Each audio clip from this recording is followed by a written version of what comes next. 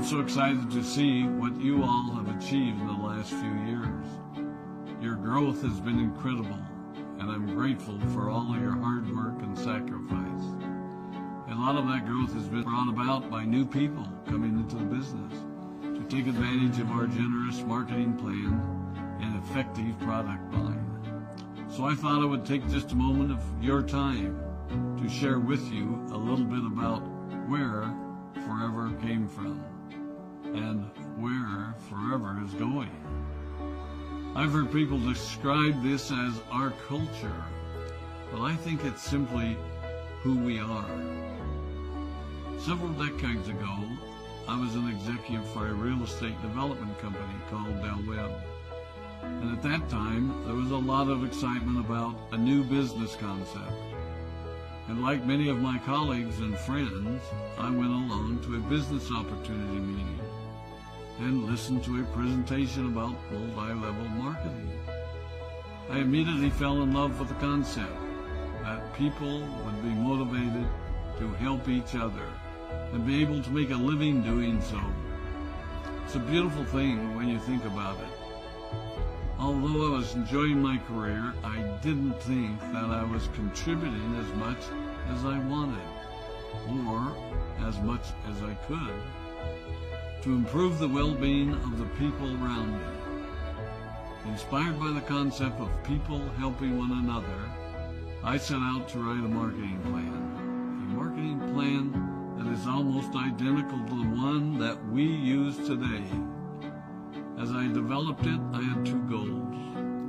One was to pay the highest bonuses possible and still be able to run a company effectively. Two, to build a plan that would motivate and encourage people to keep working. I wanted a plan to reward those that remain active and engaged. I love the concept of a royalty income. However, I believe that it's good for our souls to work hard. People who work hard are happier.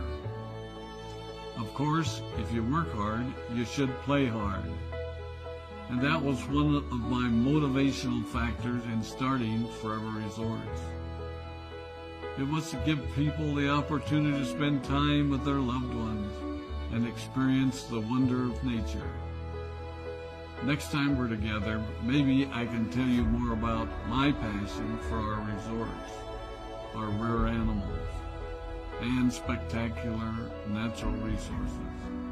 So, with the marketing plan prepared, I needed to find a product. And we searched around and looked at different opportunities. I was passionate about finding something that was effective, consumable, and that we knew would not be a fad. During my search, I met a group of doctors who had developed a method of stabilizing aloe vera. They convinced me of its efficacy, and we began testing the product, and were amazed by the results. We were in business. We had a fair and balanced marketing plan, a consumable, effective product, and the third ingredient, an absolute conviction that we could make a difference in the lives of the people around us. And while it might have been a bit presumptuous, we honestly believed that we could make a difference in the world. We put in generous return policies, customer service incentives, and began to build this business based on the principle of being nice to one another and helping others. The success was incredible, and we grew rapidly until Christmas of 1982. I was sitting at home with the family, and the phone rang.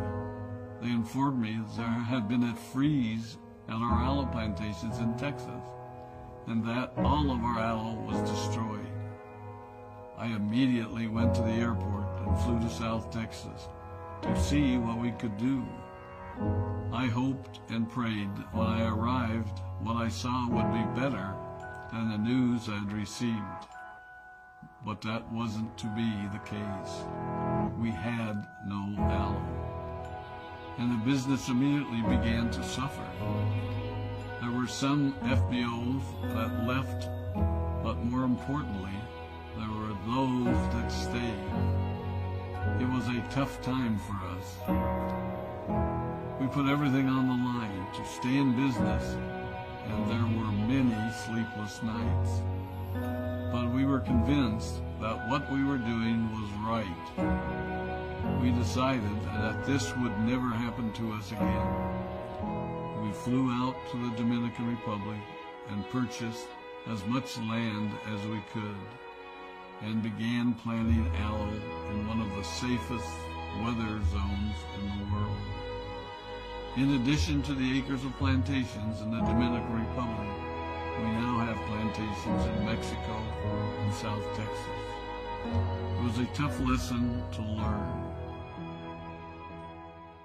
But during the tough times, we became stronger and we grew the most.